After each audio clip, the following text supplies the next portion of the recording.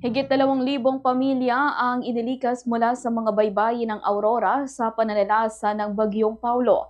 Sa panayam ng Bombo Radyo Kawayan kay Engineer Amado Egarge, ang Provincial Disaster Risk Reduction and Management Officer ng Aurora, sinabi niyang inilikas ang nasa 2,516 na pamilya o 700,176 na katao mula sa 8 bayan ng Aurora. Pinakamarami sa mga inilikas ay mula sa mga bayan ng Dilasag, Kasiguran at Dinalungan.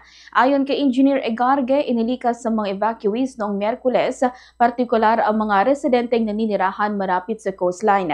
Sa kasalukuyan, wala namang naitalang casualty at lahat ng mga pangunahing kalsada papasok at palabas ng Aurora ay nananatiling pasabol.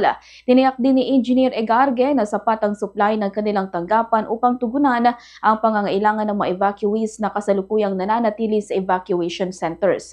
Bago pa uwiin ang mga lumikas, magsasagawa muna ng monitoring ang mga lokal na pamahalaan upang matiyak na ligtas nang makabalik sa kanilang mga tahanan ang mga residenteng naapektuhan ng bagyo. Hanggang ngayon, may ilang barangay sa lalawigan ng Aurora ang wala pa ring supply ng kuryente.